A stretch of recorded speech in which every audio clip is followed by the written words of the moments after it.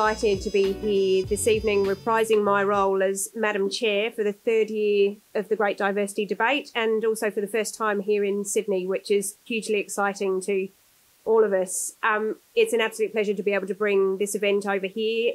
This is in response to the feedback that we've had from our members that due to the overwhelming success we've seen in Perth, people wanted to see it here. I'm so pleased that we've been able to respond to that by bringing it here, and that's in no small part thanks to the enormous enthusiasm I've seen from the speakers who I've selected to speak this evening. Now, I know that you can't wait to hear from the panel, so I'm going to introduce them briefly and then just give you a little bit of insight as to the topic for this evening. So our first speaker for this evening for the proposition is Bob Fulker, who is Chief Operating Officer at Evolution Mining. He's an experienced mining engineer with more than 33 years in the minerals industry across both Australia and Africa in both strategic leadership and corporate and operational roles. He strives to continually improve operating and company performance through innovative solutions in safety, operations and profitability. Our second speaker this evening will be Kerry Stevenson, Managing Director of Symposium. As a globally recognised entrepreneur, Kerry founded the Gold and Alternative Investments Conference to help people understand the benefits of investing in gold and gold equities, and working for a gold producer who can possibly argue with that. So thank you, Kerry. Our third speaker this evening is Janie Simpson, the Managing Director of ABC Bullion. Janie is a Director of Pallion and Managing Director of ABC Bullion.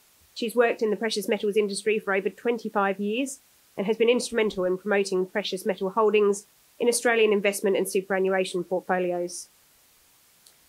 Our final speaker this evening is Lindsay Potts, who is the Manager of Mining at Newcrest Mining's Cadia Valley operations. Lindsay is responsible for safe production from underground surface movements and transfer, and tailings dam management and construction. She has more than 14 years industry experience across geotechnical engineering, mining engineering and underground production roles in both Australia and overseas. If I could invite the speakers to the stage. You can't put it off. Can't put it off any longer. Come on up. Nobody wants to listen to me all night. That much I do know. So just a very brief introduction to the debate topic for this year. For those that may have seen the videos from previous years, you would know that we try and explore the more knotty angles around diversity. So in year one, we looked at whether or not we needed to stop fixing women. And last year, we explored the utility of gender equity targets. And this year, we decided to take a bit of a change of tack. I've been really interested in the amount of commentary around diversity fatigue, particularly with respect to gender diversity. I've seen a lot about this in the last 12 or 18 months. So for this year, our team's really going to be looking at whether or not the focus on gender diversity that we've seen has actually created some unintended consequences, or in fact, whether that as a strategy was flawed from the outset. I think it's a fascinating topic. It's something that we saw some really interesting and varied perspectives on last Friday in Perth, and I'm absolutely convinced that this evening will be no different. And so without further ado, I move the following motion, and that is that this House says that a diversity debate that begins and ends with gender is doomed to fail. And if I can invite Bob to take the floor.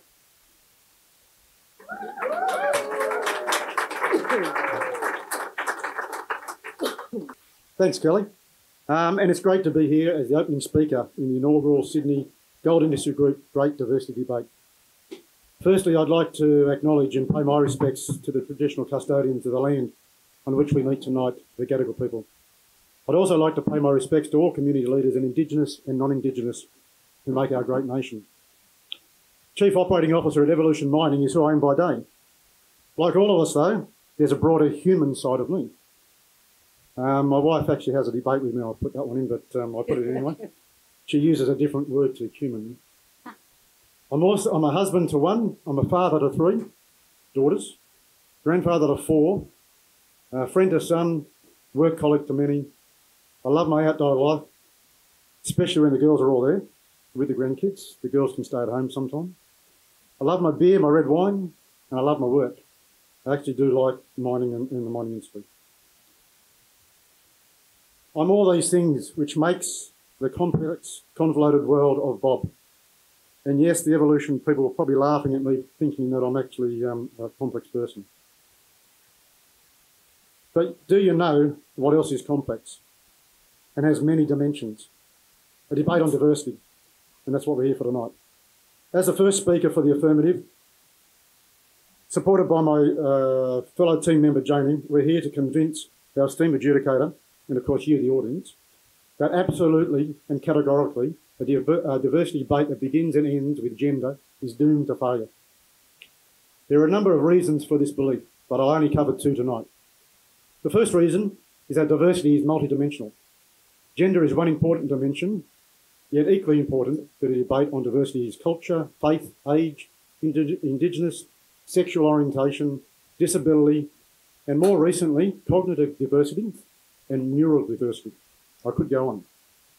The second reason that a diversity debate that begins and ends with gender is doomed to failure is that the diversity debate has progressed beyond diversity towards inclusion. The Diversity Council of Australia states inclusion occurs when a diversity of people, e.g. age, culture, background and gender, feel valued and respected, have access to opportunities and resources, and can contribute their perspective and talents to improve the organisation. I'll argue that creating an inclusive workplace is fundamental to maximising diversity and creating successful organisations in today's global world. So let's talk about gender within the diversity debate first, and why we are doomed to failure if this is our sole focus. To start with, recognising that I'm a white, privileged, middle-aged male telling a predominantly female audience why they are not the most important in the industry, may be doomed to failure, but and also may be politically correct or not. But please, downright dangerous. Yeah, outnumbered, okay. But please do hear me out.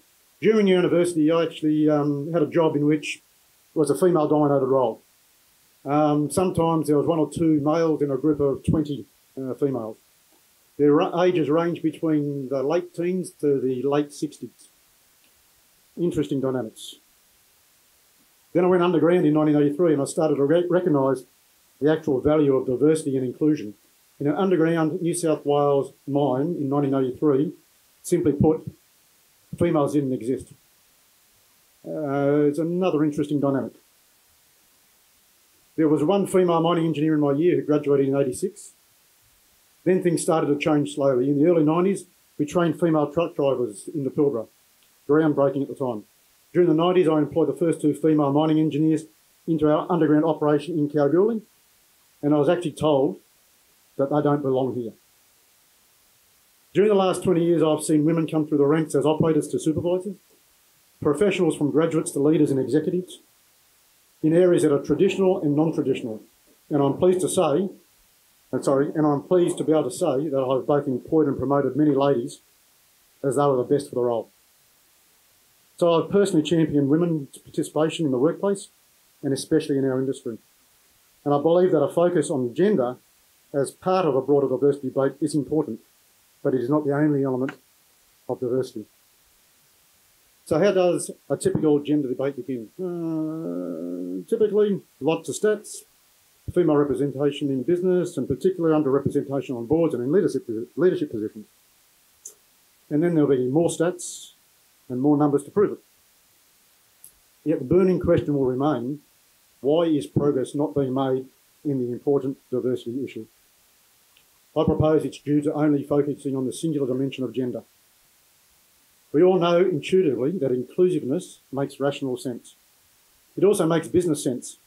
But when we focus on a simplistic single fix with a zealot's single-mindedness as one solution will fix the world, we lose touch with the general person's belief. At this stage, people start to treat the very serious topic with disdain and some disingenuous acts. I'll give you an example. The appointment of the first female to the board. We say, we've done it, thank Christ. 1 KBI is completed. Let's move on. That's the problem. It's so complex. I agree if you make progress fixing the gender diversity problem, you'll improve all business outcomes.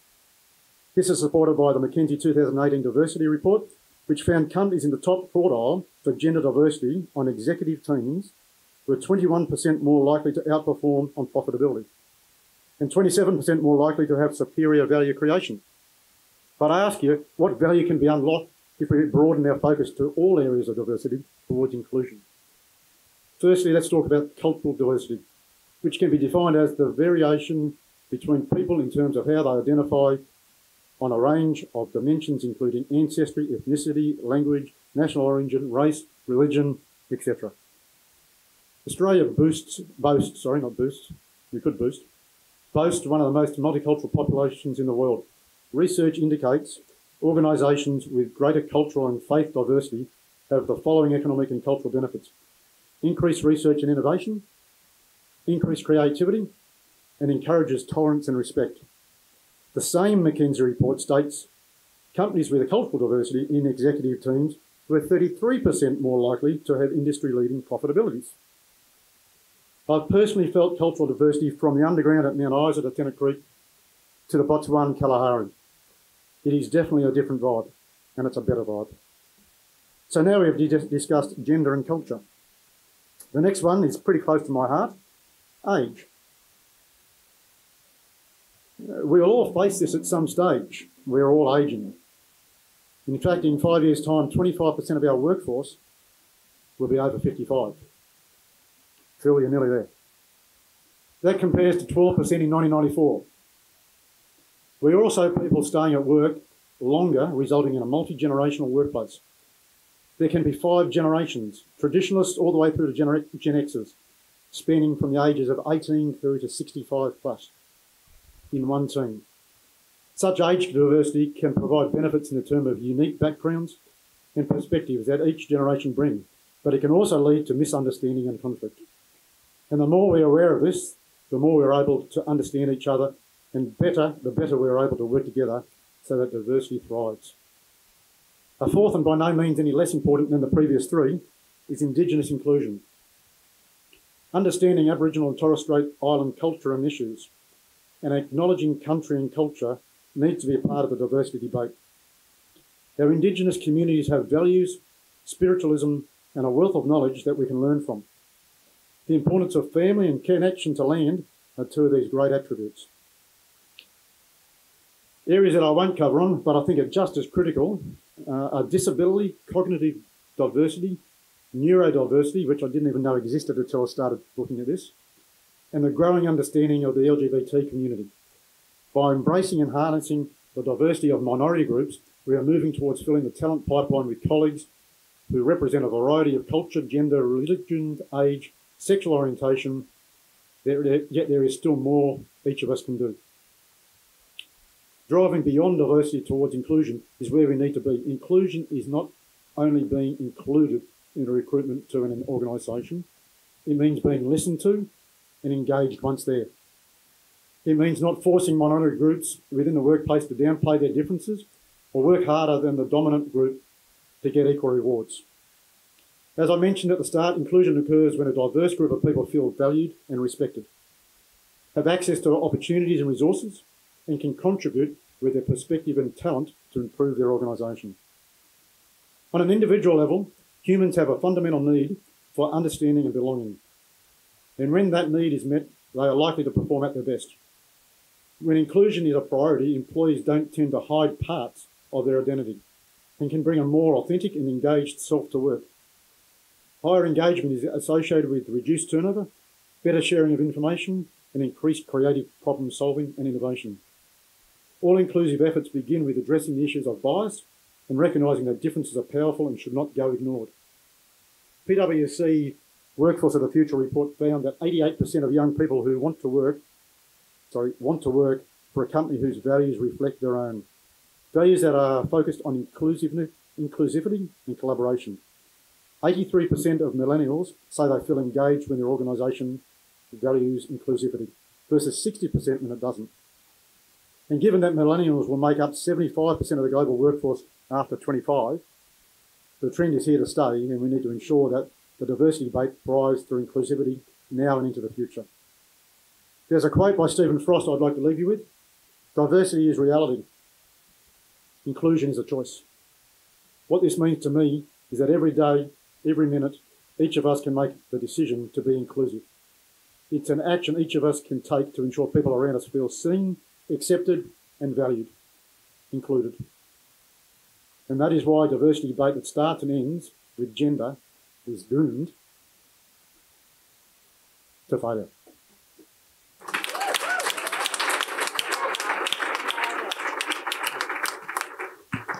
Thank you.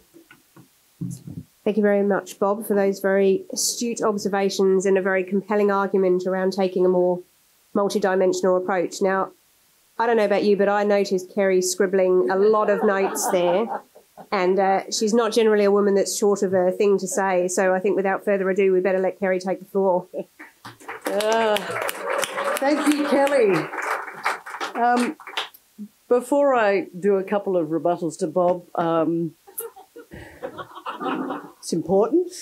I do want to say thank you to the Gold Industry Group for this inaugural debate in Sydney and for me to be on this panel. I thought I was going to have a great opening line, which was going to be, look at all the women and where are all the men. That's gone out the window. But I would like to just rebut Bob on one thing. I don't think I'm aging all that badly. But your insights, I thank you for. I may not completely agree with all your points, Bob, but I can accept that we are debating a topic on diversity, which encompasses both acceptance and respect. So I respectfully accept that your position is quite simply wrong. The topic assumes that diversity is encouraging minorities, but women, ladies and gentlemen, are not a minority. They actually are a majority in Australia.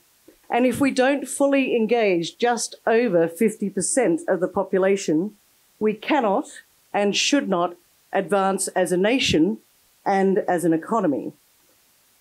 Over the last few years, the number of women on ASX boards has decreased quite substantially. Why? Unconscious bias.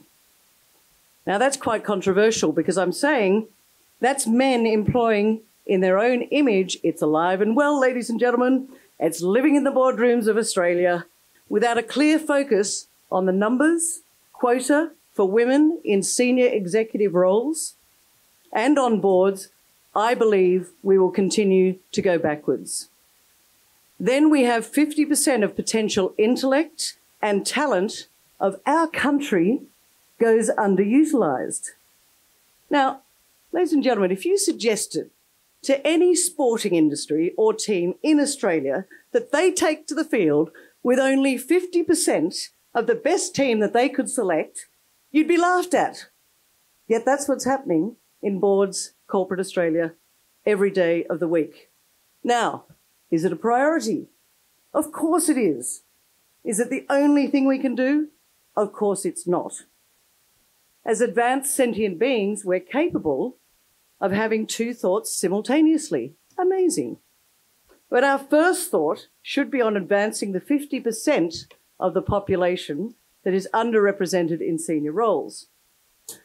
But debating diversity as a topic is as complex and as challenging as other key debates in society, such as, dare I say it, climate change, currency stability, grumpy, rich old men running the world. So it's natural we're not all going to agree. But tonight, I'm going to educate my opponents on the fact that gender is definitely not the only diversity topic that needs to be addressed today, but ladies and gentlemen, it simply should be the priority. Now, I love to debate issues regarding gender. Clearly, I'm a female. I also am a female that has huge respect for men and believes that the roles of men and women in organisations and more broadly society are equally important to ensure the success of both. But I also acknowledge there are many channels in the diversity debate, but let's face it, we are all a gender, are we not? The alarming statistics relating to gender inequality in the home and the workplace, and my view, gender needs to take the lead in the sequence that organisations and society tackle in challenging the topic of diversity. So in preparing for tonight, I asked a lot of my friends, both men and women, their thoughts on the topic, and it was really interesting. Fascinating, quite frankly, to hear their responses, and probably some of these are going through your heads right now. Here we go. Things were much easier when everyone knew their place. Men at work, women in the kitchen. Everyone's confused now. Well, the gays are sorted. They can get married. Women can work and do what they want. What's you all getting tied up about? We need to help the refugees. They've had a worse start than us. And finally, I hate it when people talk about diversity. It's just dumb and weak people wanting to get ahead by having us do quotas and the like. So those are just a little bit of the feedback. There was a lot more and a lot more controversial, so I just leave it at that. But there are a few responses I received. But the general consensus from the people that I spoke to was that they had no real grasp on how the diversity issue should be tackled.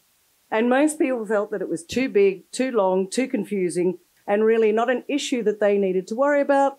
Leave it to the next generation. Well, I found that pretty alarming.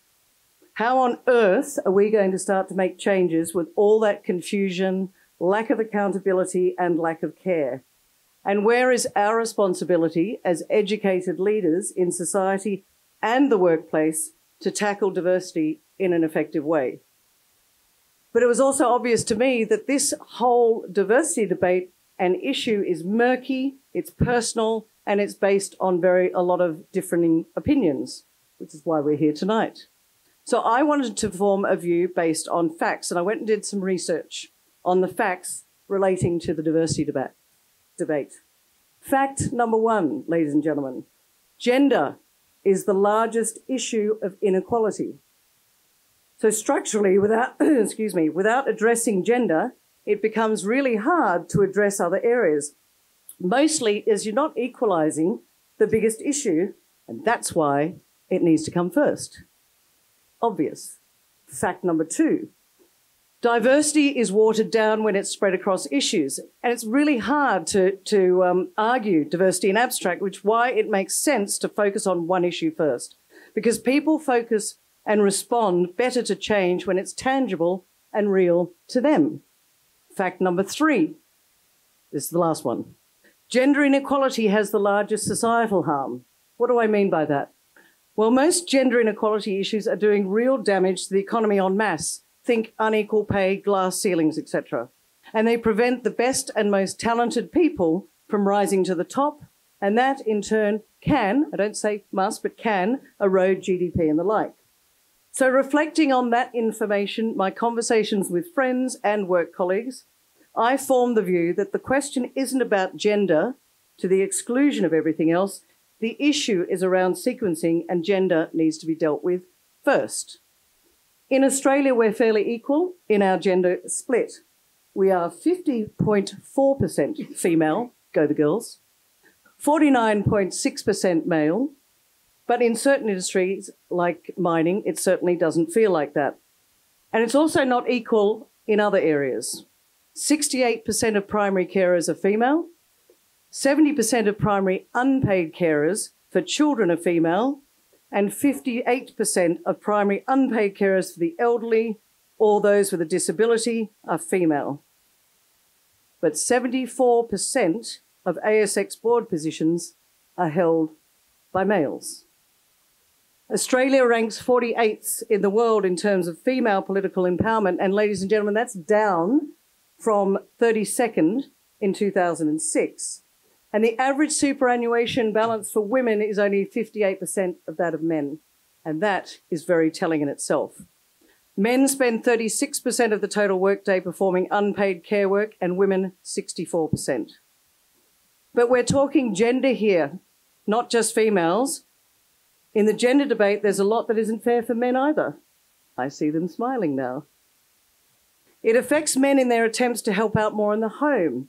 Now, a good friend of mine's sister recently, she's a senior executive in a bank. She earns 3 times more than her husband, and she was willing to go back to work. Why? Well, we live in Sydney, and the Sydney mortgage prices are ridiculous, and there's a horrendous $160 a day childcare fees. So she said, I'll go back to work. so her husband could be the primary carer.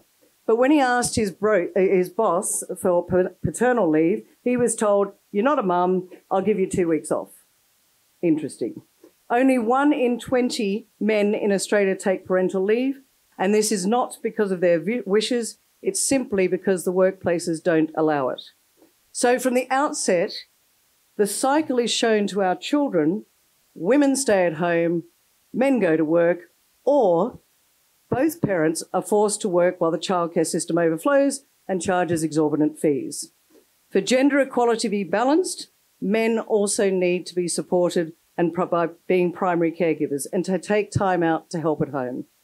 If this is not supported by corporate Australia, how on earth can we break the cycle of men dominating the boards and senior executive positions in our key industries? That is a gender issue. The recognition that gender inequality harms all genders is an important one, but it requires a mindset shift or even a generational shift. There are gender issues. We need to start with them, and we need to have more conversations. Finally, in closing, I just want to do a quote.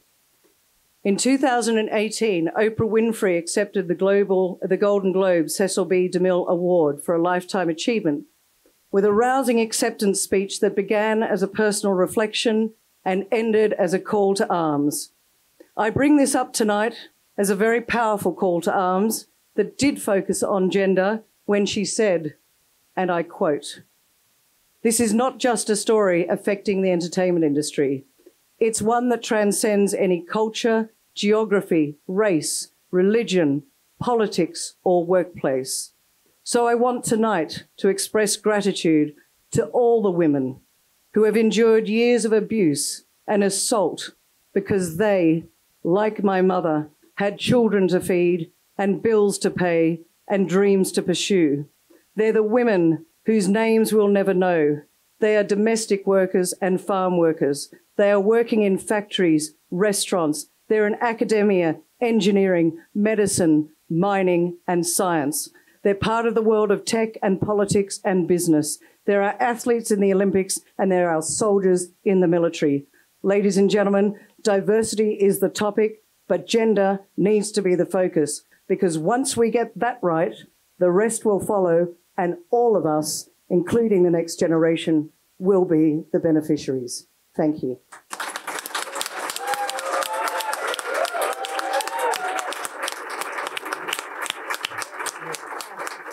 Thank you very much, Kerry. I think we can all agree that the gauntlet has been well and truly thrown down. Janie, what have you got to say to that? Wow. Well, all I can say is that obviously I'm a female and I'm a mother, and I've been in the workforce probably 26 plus years. And I've had 3 children, and I have had to deal with everything that Kerry is talking about too. But we have been talking about this gender equality for over 30 years. And I'll give you the statistics. I think Bob nailed it in his speech, but he did not give the statistics. I've got the studies and the statistics. So I'm not saying that gender equality is not important in diversity, but diversity needs to encompass all diversity, just as Bob said. So I think Kerry's got it wrong there, and I've got the statistics and I'll show you. It's just not working what we've been doing. And we're all the corporations, and I'm not saying that there's not a lot more to do, but we've got to turn around how we're thinking about it. We're all just exhausted, and this inaction is causing these poor statistics. So we've got to tackle it in a different way. So today I've been asked to speak for the affirmative, that focus on gender dooms progress on wider diversity within organisations. So I ask you, does it? Well, to me, the answer is clearly yes. It is a real problem. I'll tell you why. Because a diverse workforce is key to a company's success. Research shows that diverse organisation brings increased profitability and creativity, stronger governance, and better problem-solving abilities. The reason is that a diverse mix of backgrounds means employees will bring a wider range of perspectives, ideas and experience, which will then in turn help businesses create products and services which resonate better with their clients, build organisational resilience and effectiveness, and as a result, outperform organisations that do not invest in diversity. However, while I agree that a focus on gender is to the detriment of other dimensions of diversity, I would argue that the bigger problem is that focusing on gender has created diversity fatigue and, in fact, a backlash. Gender diversity has been discussed and debated for decades. However, successfully, women outnumber male now as university graduates, and they represent 60% of students. But hang on, listen to these statistics. The workforce statistics from the 2019 Chief Executive Women Australia Census, and there's a few of them, so just bear with me. On average, female graduates earn almost 10% less than male graduates. Across all employees, women earn approximately 17% less than their male counterparts. Women retire, and Kerry, you said this, with almost 53% less superannuation than men. Only 2.4% of ASX 500 CEOs are women. Over half of ASX 200 companies do not have any women in executive leadership roles. Only 4% of ASX 200 companies have gender balance in line roles. This is my last one. Only 1/3 of members of parliament and 1/5 of ministers are women. Oh, wait, I've got one more. This is my favourite statistic. According to an analysis run by the New York Times in 2018, there are 25 female CEOs of Fortune 500 companies. 25. There are 23 male CEOs of Fortune 500 companies called John. Let's just let that sink for a minute. 25 female CEOs in 500 companies, and there are 23 male CEOs called John. So there are about 165 million women in the United States, and around 5 million men named John. Yet somehow, when it comes to running the largest and most powerful companies in the country, all those women combined struggle to beat out a bunch of blokes named John.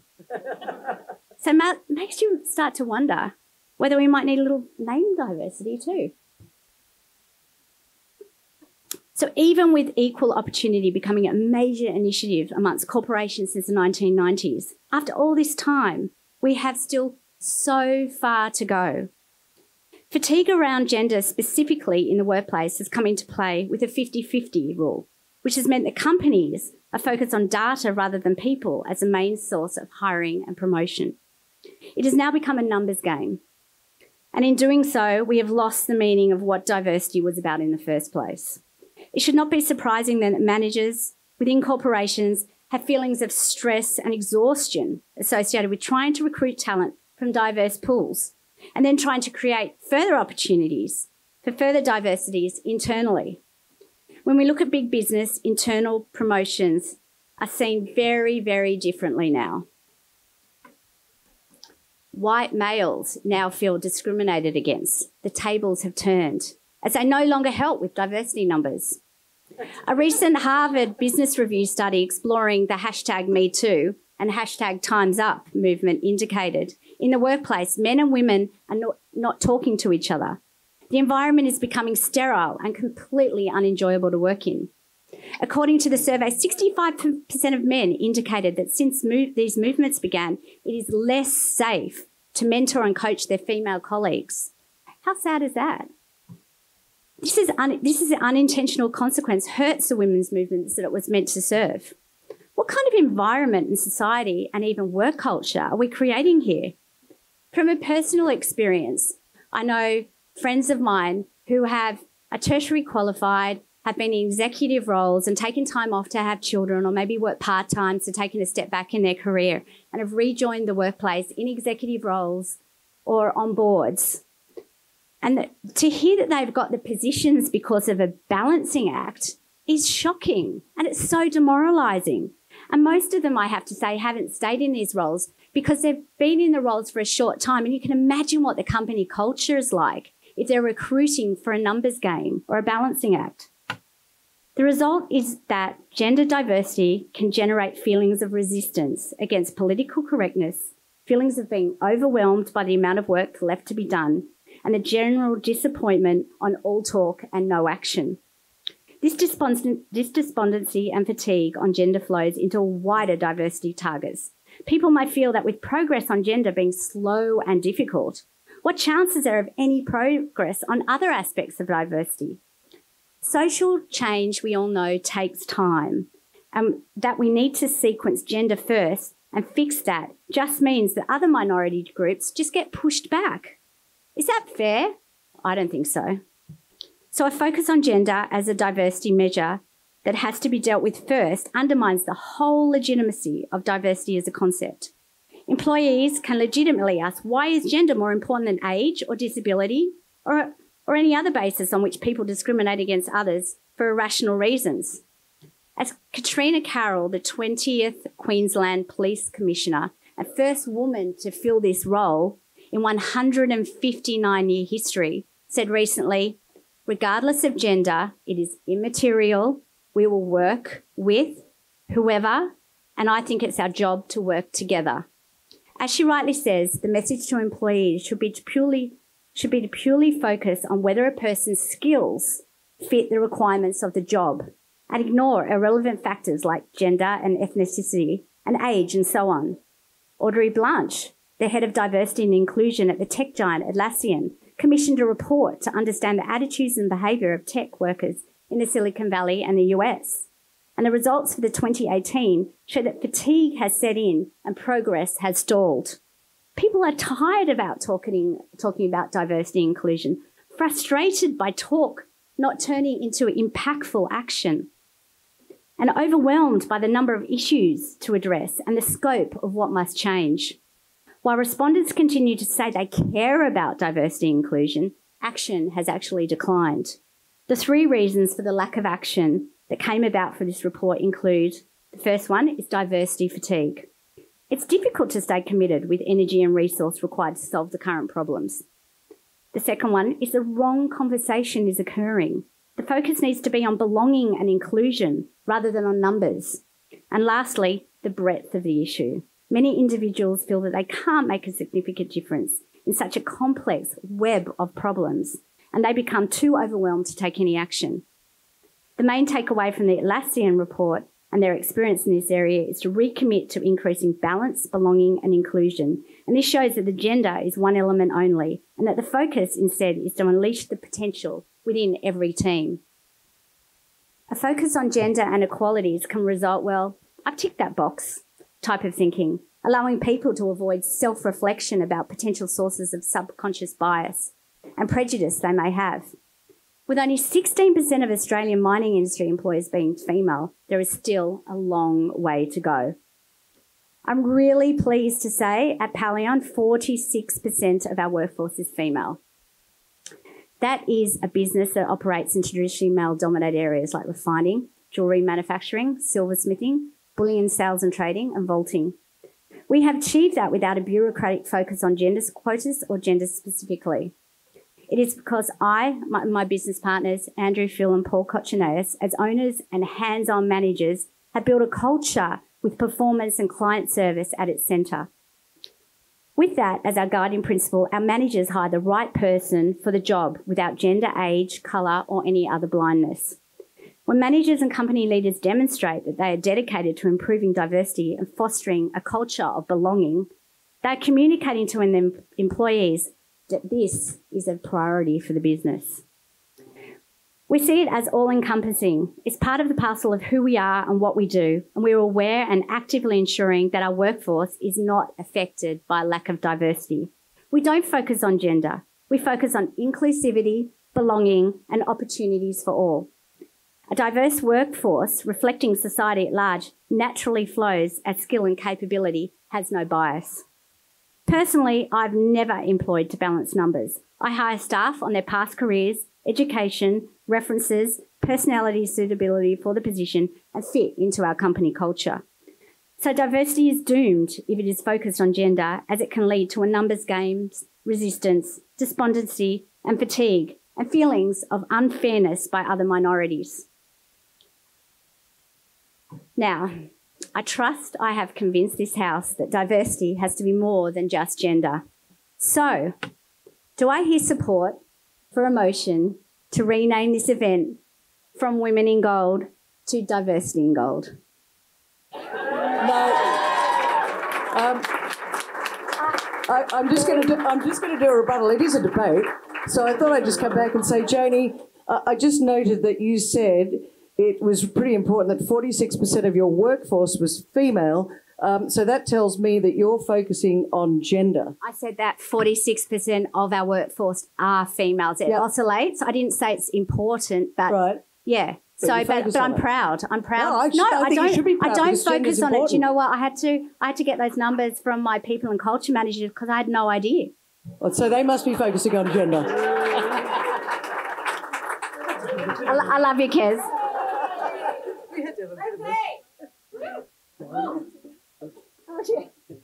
I'll get out of the middle, right? Thank you Janie, and thank you, Kerry. She was out of the seat before I could do anything there. She was absolutely chomping at the bit, and I'm all for it. Right, so tensions are rising, and we've got one final speaker to close this out.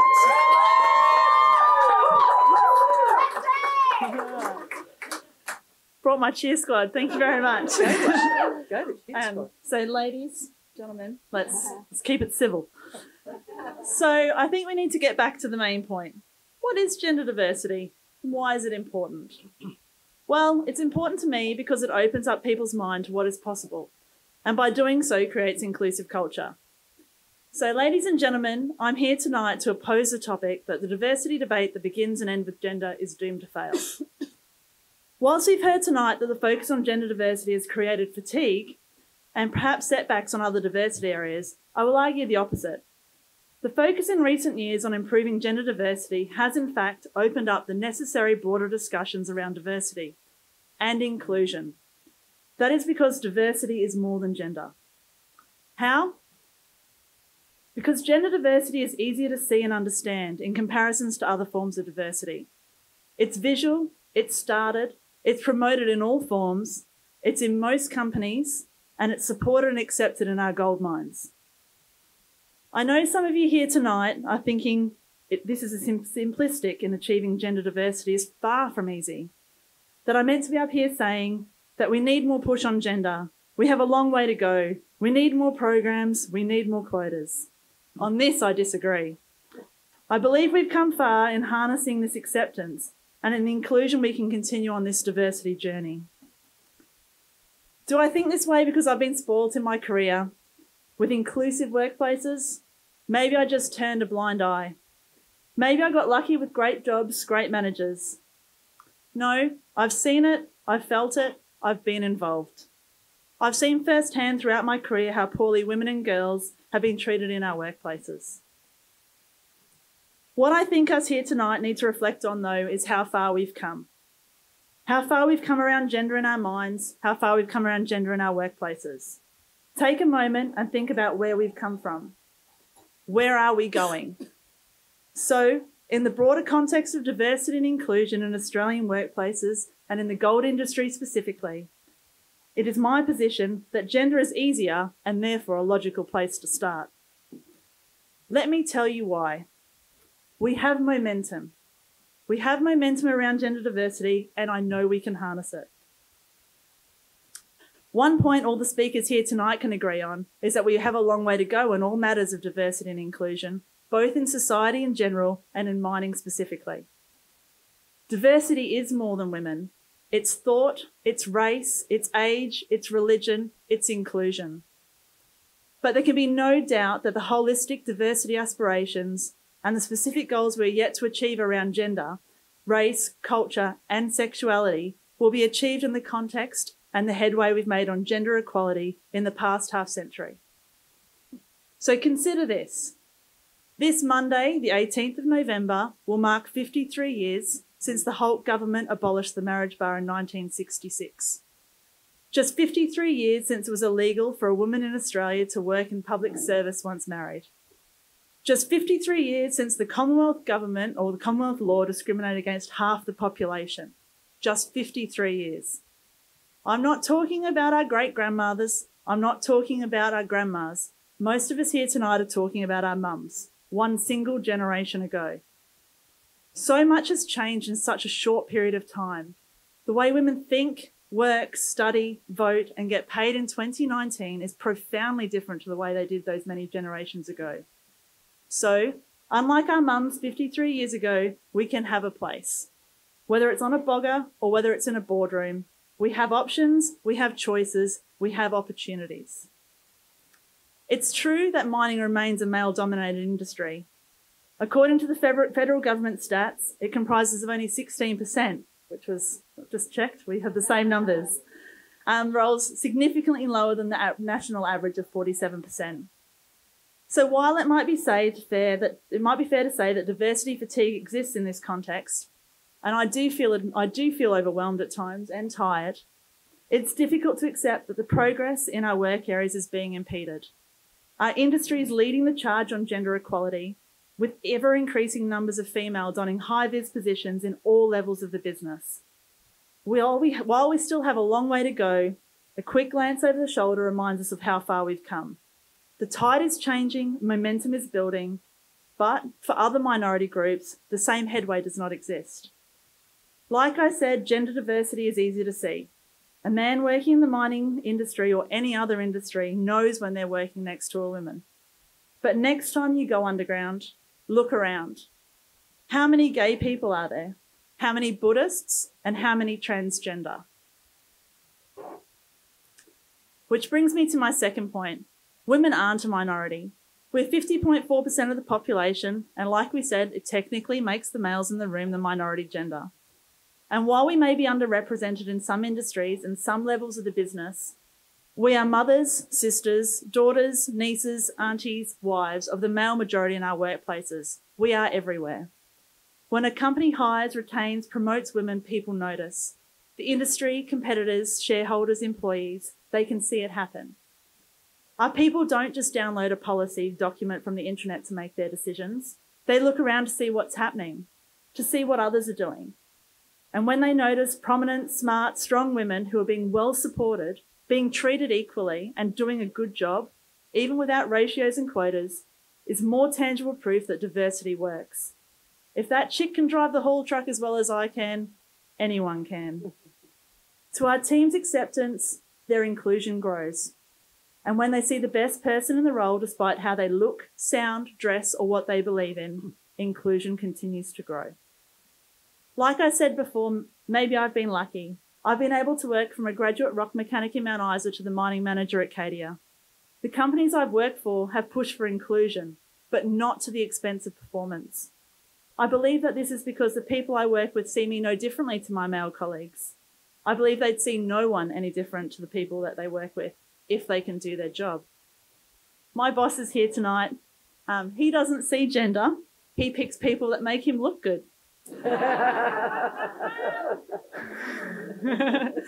And I know this is true. I've experienced it. I had the valued opportunity of acting into the mining manager's role while I was still a superintendent, and it was during this time I was offered the job permanently. I was 10 weeks pregnant. I spoke to him. We didn't see an issue. He didn't see an issue. There was no issue. Diversity in gender isn't just about your gender. It's about everything that being a woman brings to the table. Inclusion to me is about hiring the right people to do the job with no personal bias, whether it's gender, religion, or race. It's when we stop seeing the differences in the people that will change the culture and will become fully inclusive.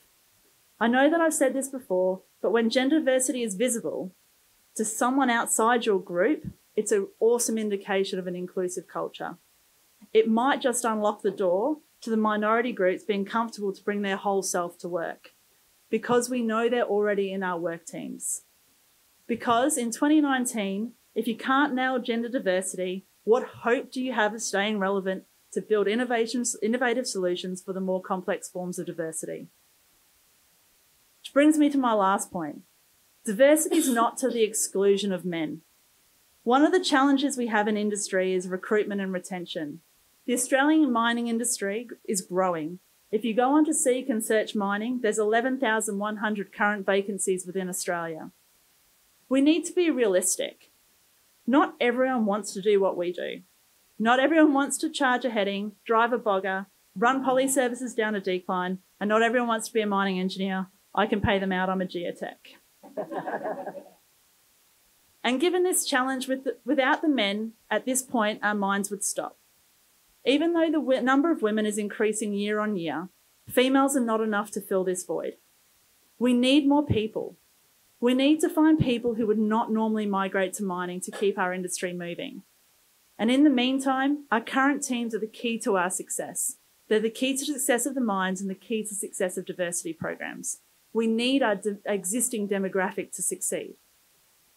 There's an abundance of research that shows statistically significant connections between diversity and performance, and it's true in our industry.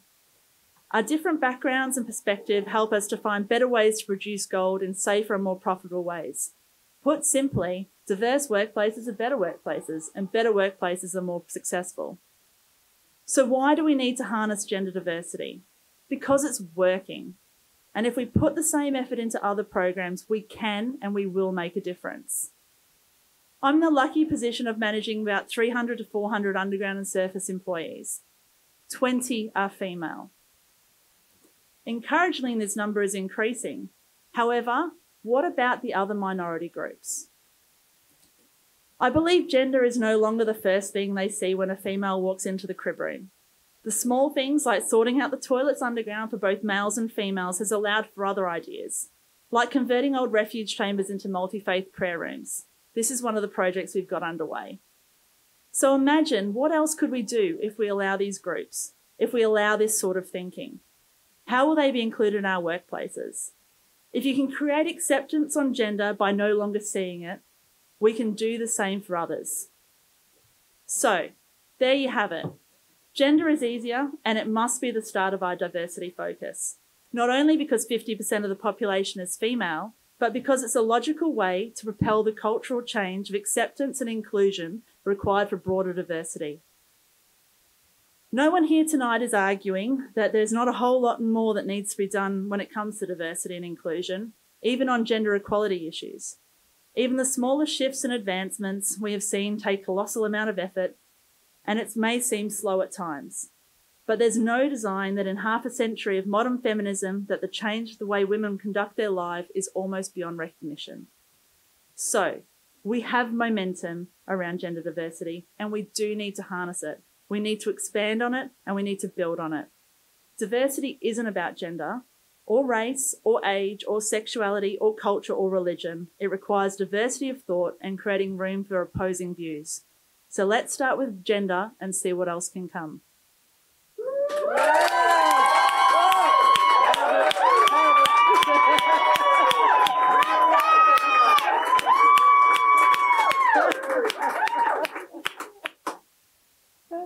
What a way to close it out, and what a cheer squad. Thank you so much. That was incredibly uplifting, and it was just fantastic to hear that reminder of how far we have come. I'd like to firstly thank all of our speakers for presenting what was a really fascinating, diverse and insightful debate and exploration of a really complex issue. So thank you very much.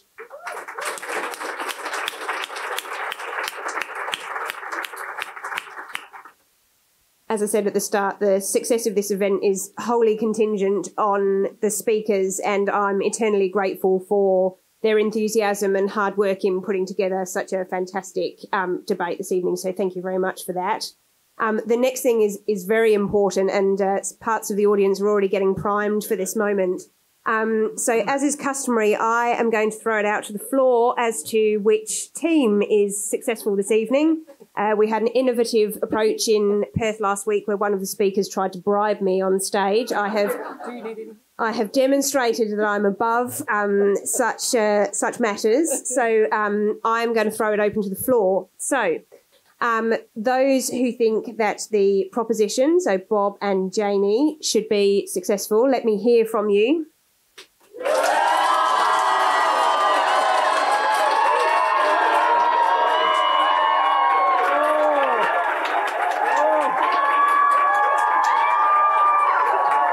They want to keep their jobs. They just want to keep their jobs. We don't need to bribe you, we bribed other people. They want to keep their job. Okay, what about the opposition?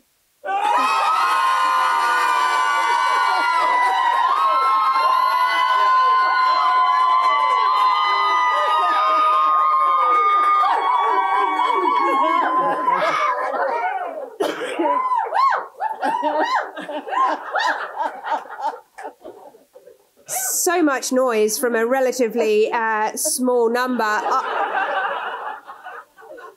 I have the luxury of being able to call this, and for the second time, I'm going to give it to the opposition.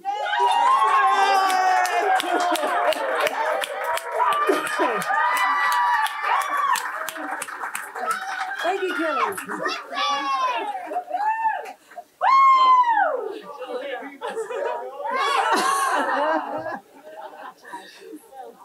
Look, She's still making you look good, Peter.